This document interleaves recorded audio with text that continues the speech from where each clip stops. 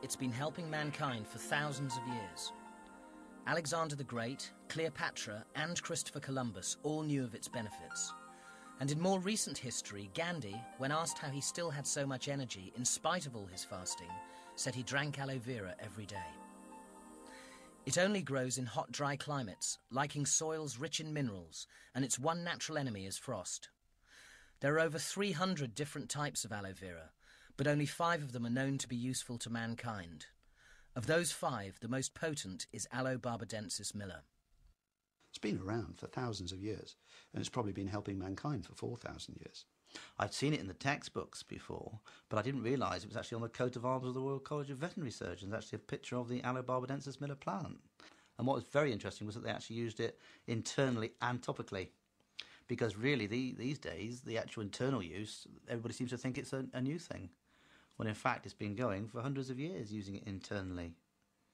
It looks like a cactus, but it's actually a succulent. It's a member of the lily family. Under the rind of the leaf, you've got a sap system. Underneath that layer of sap is what we call a mucilage layer or a slimy layer. And in it is a very important sugar, a long-chain sugar, which we know affects our immune systems. And right in the middle is the inner core or gel, which is the water storage organ of the plant, but where it also keeps its vitamins and minerals. There are at least 75 vitamins, minerals. There are saponins, which are soapy substances. There are enzymes which help your digestion or are anti-inflammatory. There are 2 different groups of enzymes. You've got antimicrobial agents that will kill not only bacteria, but yeasts and fungi and viruses. The action of the whole is far greater than the individual actions of the groups of substances. They sort of enhance each other. To guarantee that the benefits reach you in their purest form, Forever Living Products, the world's largest growers of this remarkable plant, produce only the Rolls-Royce of aloe vera. Our plants are organically grown to start with. We don't use herbicides or pesticides. Our aloe plants are harvested by hand, so only the most mature leaves are cut off the plant, and those leaves are transported very rapidly to the manufacturing plant. They're processed quickly in what's called a cold stabilization process, because a lot of these substances are sensitive substances, and if you boil them up, you'll destroy their effects. We have to add some stabilizers, but they're all from natural sources, and then obviously we put it in the bottle. But we do this without filtration and without concentration.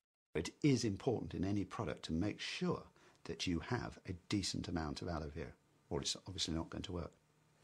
Our main ingredient is stabilized aloe vera gel with da-da-da-da-da. You go into some shops and it's da-da-da-da-da with aloe vera, but a tiny amount. In fact, such a small amount as to make me cast doubt on its efficacy. After 2 years of research at Oxford University into the properties and uses of aloe, Dr. Peter Atherton is one of the world's acknowledged experts. The areas in which it works, I believe, are fundamentally only 2. One is what we call epithelial tissue, anatomically, which for most people, it's best to think of it as surfaces and membranes. So your biggest epithelium is your skin. But of course, as the skin goes into the mouth, it changes and becomes a mucous membrane, which lines the sinuses, the back of your nose, the throat, then goes down the gullet, lines the stomach and the small bowel, the large bowel, comes out and becomes skin again. It lines the genital tract and it lines the lungs, the bronchi. So if you could think of aloe vera working wherever there is damage to surfaces and membranes.